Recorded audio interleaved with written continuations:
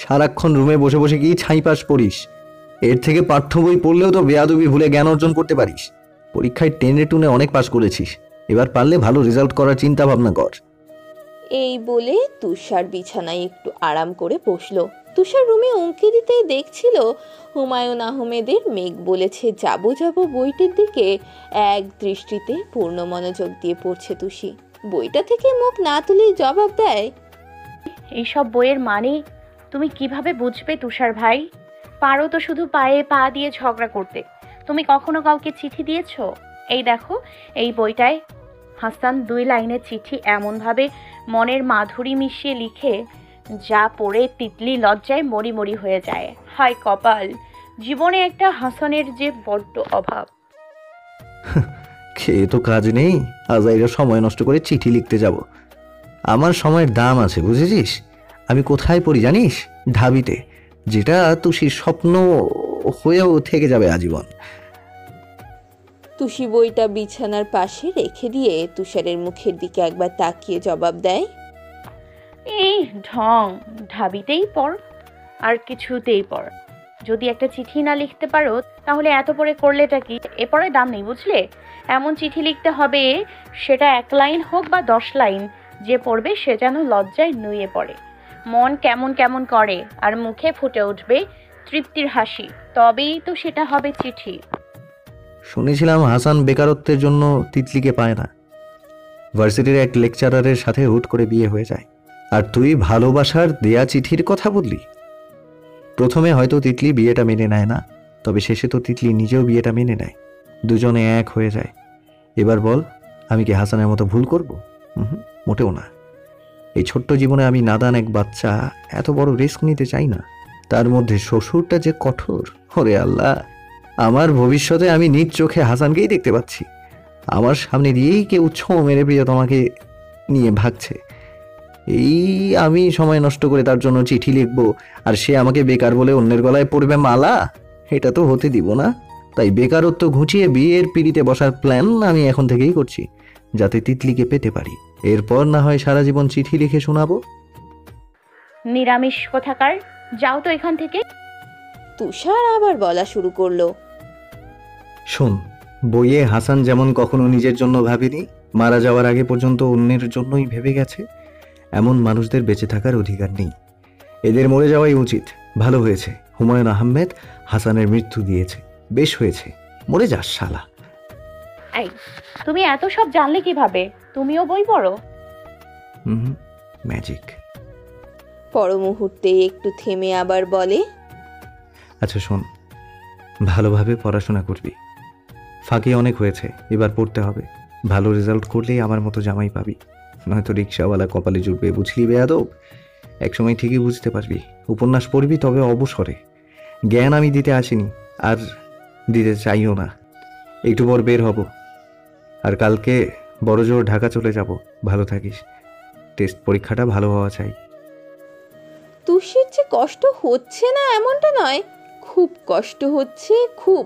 তাই তো পড়া, বই এইসব নিয়ে বসে আছে সে কখন থেকে। সে ধরা গলায় শুধালো, আসলেই চলে যাচ্ছ? আবার আসবে কবে? তুষারের সহজ জবাব, তুই যখন আমায় কাছে ডাকবি তখন একবার ডেকেই দেখিস। মজা করো সব সময়, ধুর, ভালো লাগে না, যাও তো। এই বলেই ব্যালকনিতে চলে গেল সে। চোখের পানি তুষারের সামনে অনেক কষ্টে সামলাতে পেরেছে, এখন আর পারবে না। চোখের পানি যে কারোর কথা শোনে না, নাক টানতে টানতে আর চোখের কোণ দিয়ে পানি পড়ছে। তার কেন কষ্ট হচ্ছে সে বুঝতে পারছে না। তার তো খুশি হওয়ার কথা, আজ থেকে কেউ তাকে বিরক্ত করবে না, জ্বালাবে না। তবে কেন মন খারাপ হচ্ছে? ওই বন মানুষটা কি জাদু জানে? তুষার ফুপানি শুনে ঠোঁট ছোড়া গোল করে বড় দম নিল। এই কয়টা দিন দুজনে তো কম চিপকে থাকেনি একের সাথে, কষ্ট তো হবেই। যতই হোক মায়া জড়িয়ে আছে যে।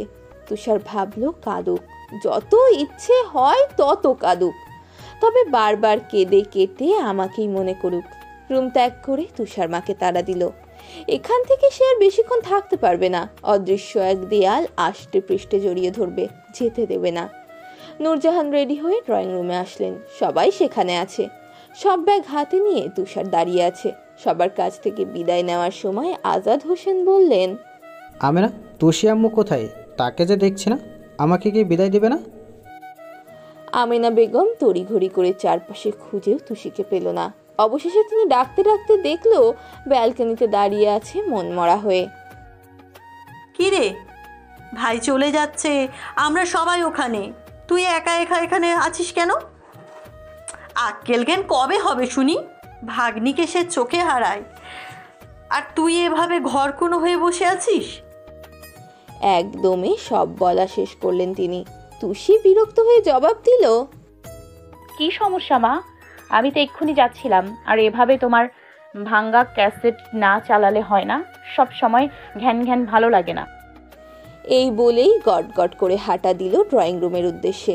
এমনই তার সবকিছু অসহ্য ঠেকছে, তার উপর মায়ের প্যান প্যানানি, বিরক্তিকর। আমেনা বেগম ওর পিছু পিছু এসে জোরে জোরে চিল্লিয়ে উঠল, কি বললি তুই? এতবার বেড়েছিস? আমাকে বলিস আমি ভাঙা গ্যাসেটের মতো ঘ্যান ঘ্যান করি? অসভ্য বেয়াদব হচ্ছিস দিন দিন। তুই আমাকে শেখাতে আসিস আমি তোর পেটে হয়েছি না তুই আমার পেটে? ফাজিল মেয়ে একটা। সবাই হাঁ হয়ে গেল এদের এহেন কাণ্ড দেখে। মা মেয়ে দুটোই এক ধরনের, কেউ কারো থেকে কম না। একটি কথাও মাটিতে পড়তে দেয় না। গেটের কাছে এসে একে একে সবার কাছে বিদায় নিয়ে গাড়িতে উঠবে তারা। আজাদ হোসেন তুষির মাথায় হাত বুলিয়ে আদর করলেন। তুষিও জড়িয়ে ধরে চুপ করে দাঁড়িয়ে থাকলো। তুষুমা, মন দিয়ে পড়াশোনা করো চাই, কোনো হেলা খেলা নয় পড়ার সাথে, ঠিক আছে? রেজাল্ট আমার মামুর মতোই ফাটাফাটি হওয়া চাই। মামা আগে বলো, তুমি আবার আসবে? ভালো লাগছে না। তুমি আসলে আমি কথা দিচ্ছি মন দিয়ে পড়বো। ধরে আসা গলায় মিনমিনিয়ে বলে উঠল তুষি। আজাদ হোসেন মৃদু হেসে বলেন, পাগলি মেয়ে, আমি তো আসবই, তা আবার বলতে। এহেন ন্যাকামো দেখে তুষার মনে মনে বলল, ঢং, মামু আসলেই পড়বে, না হলে পড়বে না। আসলে আমি তো জানি তোর মনের খবর, তুই কোনো কালেও ঠিক মতো পড়বি না। উপন্যাস বই পড়ে ছ্যাঁকা খাওয়ার মুড়ে বসে থাকবি, আর আমি কি বুঝাতে চাই সেটা না বুঝে উল্টোটা বুঝে নিবি। এসবই হবে তোর দ্বারা। গাড়িতে ওঠার আগে তুষির খুব নিকটে আসলো তুষার। এরপর কানে কানে ফিসফিসিয়ে মৃদু স্বরে বলে, এত কান্না না করে সব ইগো আর দূরত্ব ঘুচিয়ে একবার কাছে ডেকে দেখো। সব কিছু ছেড়ে ছুড়ে আমি আসতে বাধ্য। কোনো অহেতুক নিয়ম তখন মানব না। যদি তোর কান্নায় চোখের কাজল লেপটে যায়, তবে আমি কান্নাকে খুব ভালোবাসি। লেপটে যাওয়া চোখে কি আফিম মেশানো থাকে? তবে কেন সেই চোখে ঠোঁট ছোঁয়াতে ইচ্ছে করে? শোন মেয়ে, তোকে খুব মিস করব। মনে পড়লে কবুতরের ঠোঁটে ছোট্ট একটা বার্তা পাঠিয়ে দিস। যদি তুই মন থেকে চাস, আমি বিদ্যুৎ গতিতে চলে আসব। আর হ্যাঁ, এই শহরে আমার আমানত রেখে যাচ্ছি, পারলে খুব যত্ন করে তার খেয়াল রাখিস, আগলে রাখিস। তুষির জবাব শোনার অপেক্ষা করলো না তুষার। এক মুহূর্ত দেরি না করে গাড়িতে উঠে বসলো। গাড়ি চলল নিজ গতিতে। এদিকে সেই শান্ত স্বরে বলা কথাগুলো এখনো ভীষণ কানে বাজছে তুষির। ডুকরে কেঁদে দিল সে। অস্পষ্ট স্বরে বলে উঠল, তোমার আমানত এ শহরে খুব যত্নে থাকবে, কখনো তার খেয়ানত হবে না তুষার ভাই। তুষারের জিনিসে হাত দেবে এত বড় সাধ্বিকার। আমিও যে তোমাকে অনেক অনেক মিস করব তুষার ভাই। তুমি আমার থেকে পার পাবে না কোনোদিন। আমাকে জ্বালানোর জন্য তোমাকে আসতেই হবে, বারবার, চিরকাল। চারপাশে নিরিবিলি পরিবেশ, ফুরফুরে বাতাস বইছে আজ সকাল থেকে। কাল শেষ রাতের দিকে বৃষ্টি হওয়ায় চারিদিকে ভেজা মাটির স্যাঁতস্যাঁতে গন্ধ আসছে নাকে। স্নিগ্ধ বৃষ্টিতে পরিবেশ হয়ে উঠেছে শীতল। সূর্যের মিষ্টি কিরণ বারবার জানান দিচ্ছে, এই দেখো কি সুন্দর মিঠা মিঠা রোদ উঠেছে, তোমরা সবাই গায়ে মাখো। মেঘগুলো আকাশের বুকে এদিক সেদিক ঘুরে বেড়াচ্ছে। খুব ভালো ঘুম হওয়ার জন্য এর থেকে বেস্ট ওয়েদার আর একটাও হয় না। তুষিও ঘুমাচ্ছে বেশ আয়েশ করে। এই আয়েশি ভঙ্গিতে ঘুমানো বেশিক্ষণ টিকলো না তুষির। সকাল সকাল আমেনা বেগমের চেঁচামেচিতে তুষিকে অবশেষে উঠতেই হলো। চোখ মুখে তার একরাশ বিরক্তি। ঘুমে ঢুলু ঢুলু চোখগুলো নিয়ে ওয়াশরুমের দিকে চলে গেল সে। প্রায় 13 দিন পর আজ স্কুলে যাবে তুষি। রিমি দুদিন ধরে স্কুলে যাচ্ছে, তুষিকেও কত করে বলেছে যেতে, তবুও মনের বিপক্ষে যে স্কুলে যাওয়া সম্ভব হয়নি। মন যা বলবে তার বিরুদ্ধে কোনো কাজ করার এত বড় সাধ্য কি কারো আছে?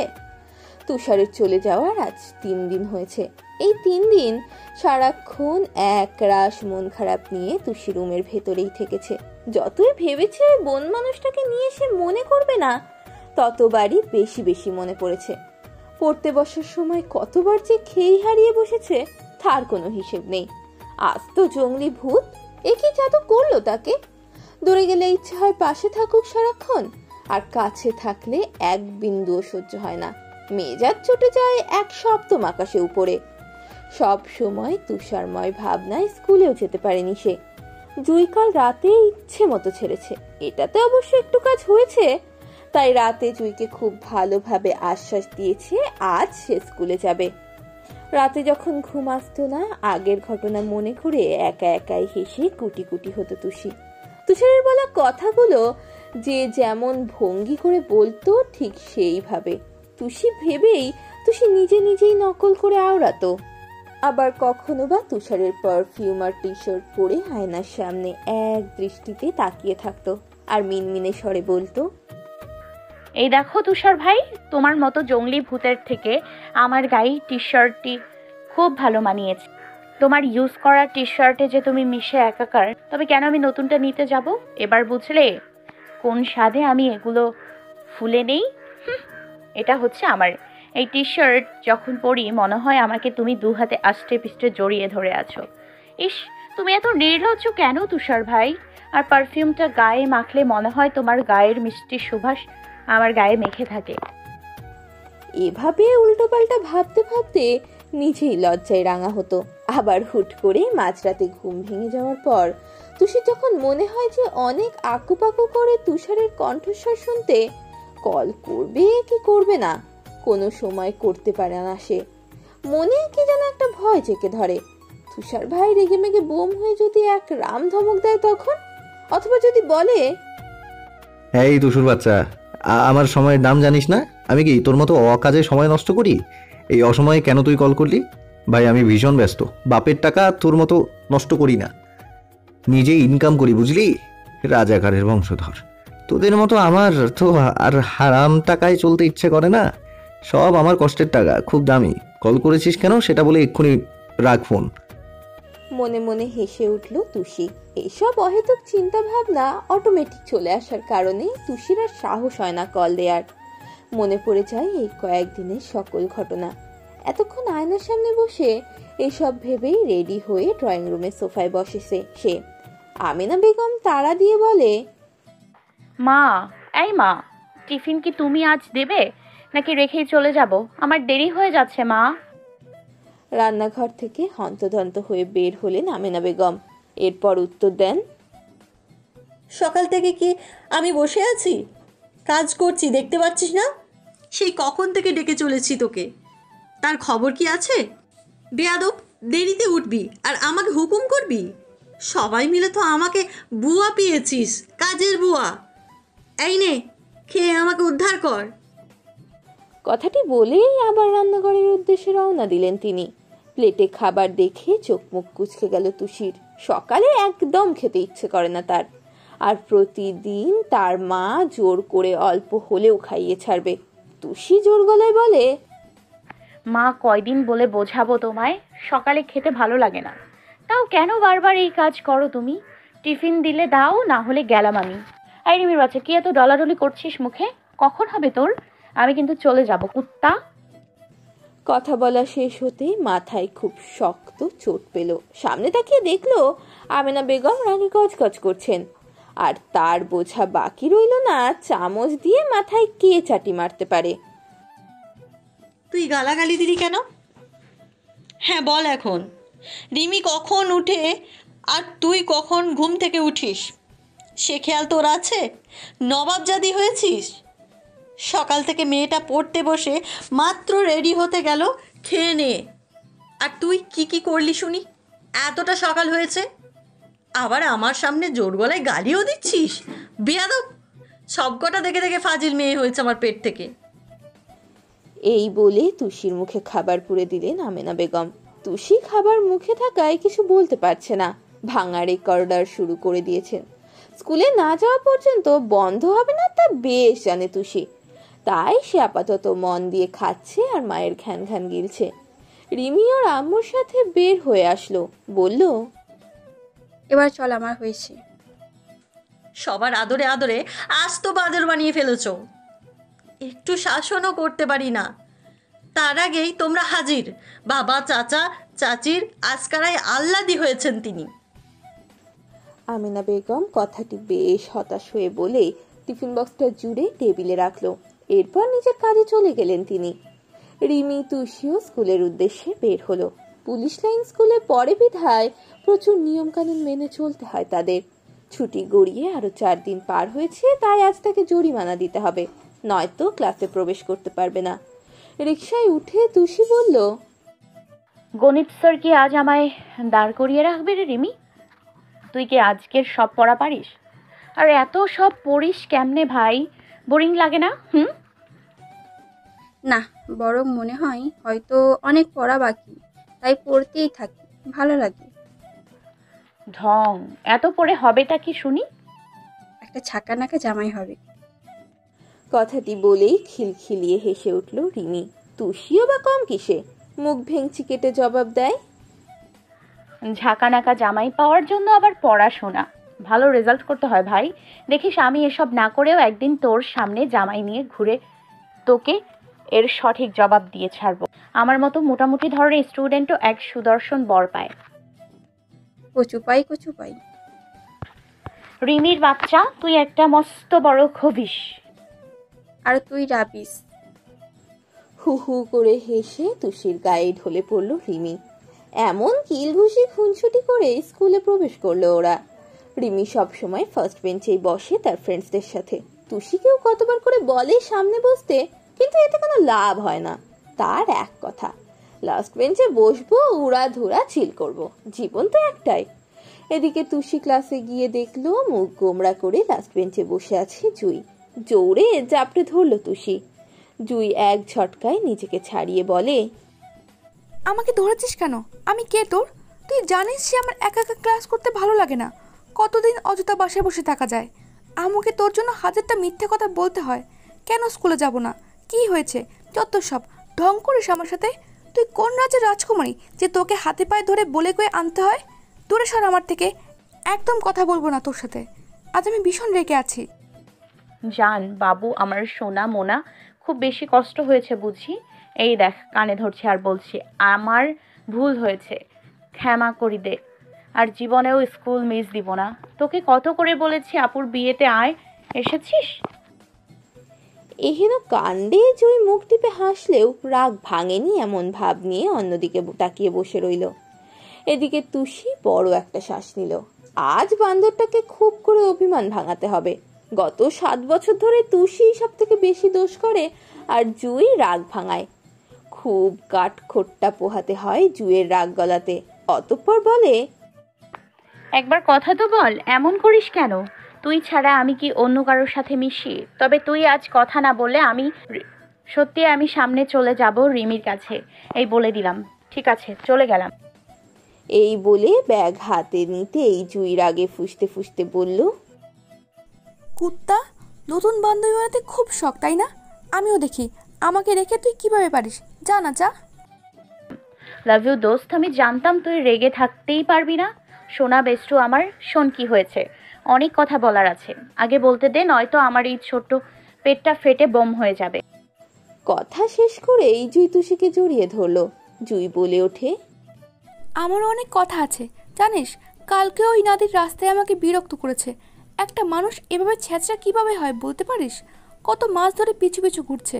আমিও তো কম অপমান করলাম না, তবুও পিছু ছাড়ে না। আরে ওইসব বাদ দে, একদিন এমন টাইট দিব না অন্য এলাকায় গিয়ে বাপ বাপ করবে শালা। দেখিস কত বড় সাহস, আবার বিরক্ত করা শুরু করেছে। চাপাবাজি গপ্প কমা তুই। শুধু আমার সামনে যত পারিস বকবক করতে আর হিটলারগিরি দেখাতে। সামনে গিয়ে কখনো কিছু বলতে পারবি? সামনে গেলেই তো হাত পা কাঁপতে থাকে, মুখ চুপসে যায়, আবার বলিস টাইট দিবি। পারিস তো শুধু তুষার ভাইয়ের সাথে লড়তে। চুপ কর তো, বন মানুষের নামে আর বলতে হবে না। ওই দিন রাতে তুষার ভাইয়ের কি করেছি যখন দেখবে তখন বুঝবে তুষি কি জিনিস। কি করেছি শুনবি? শুনলে আমার সাহস দেখে মুখটা অটোমেটিক হা হয়ে যাবে তোর। খুব দুঃখ, শুধু তুই আমাকে চিনলি না। আমি নাকি ভয় পাই? সব বলছি তোকে, শোন। কথাটি বলেই তুষির সামনে তাকিয়ে ম্যাম আসতে দেখে আবার বলল, এই যা দেখ, ম্যাম চলে আসছে। এই গম্ভীর ডাইনির ক্লাসটা মন দিয়ে করে নেই, তারপর বলছি। আয় চুপচাপ বস।